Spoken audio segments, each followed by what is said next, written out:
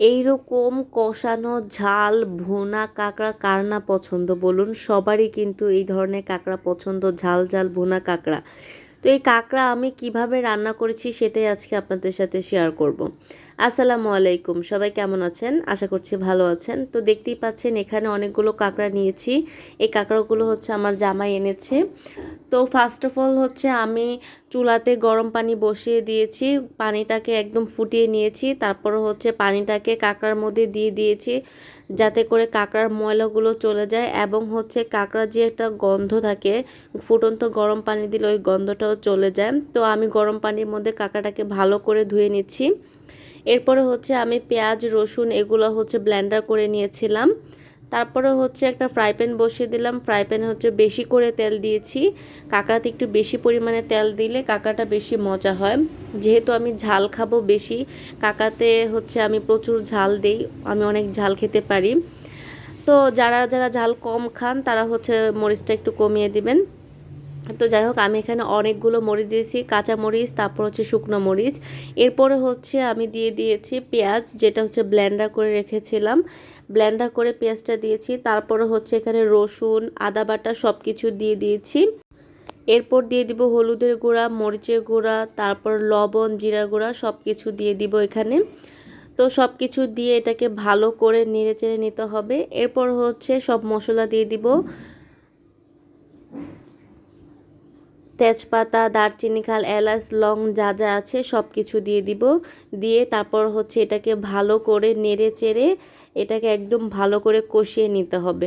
তো দেখতেই পাচ্ছেন যে এটাকে আমি একদম ভালো করে নেড়ে চেড়ে নিচ্ছি। তারপর হচ্ছে এটাকে একদম ভালো করে অনেকক্ষণ কষাতে হবে এটাকে, তাই এখন আমি ঢেকে দিয়েছি। তো তারপরে দেখুন কাঁকড়াগুলো কত সুন্দর পরিষ্কার হয়ে গিয়েছে একদম। আর এই যে দেখুন এটাকে আমি কি সুন্দর করে কষিয়ে নিচ্ছি। এটাকে অনেকক্ষণ জাল দিয়ে যদি আপনারা কষিয়ে নেন তাহলে কিন্তু কাঁকড়ার টেস্টটা অনেক ভালো আসে। তো দেখতেই পাচ্ছেন এখানে আমি অনেক মরিচ দিয়েছি, কারণ এটা অনেক ঝাল হবে এই জন্য। তো আমি ঝাল খেতে পছন্দ করি, এই জন্য ঝালটা বাড়িয়ে দিয়েছি। তারপর অনেকক্ষণ কষানোর পরে এখানে হচ্ছে আপনার কাঁকড়াগুলো দিয়ে দিয়েছি। কাঁকড়াগুলো দিয়ে তারপর হচ্ছে কাঁকড়াগুলোকে আরও কিছুক্ষণ কষাতে হবে পানি দেওয়ার আগ পর্যন্ত।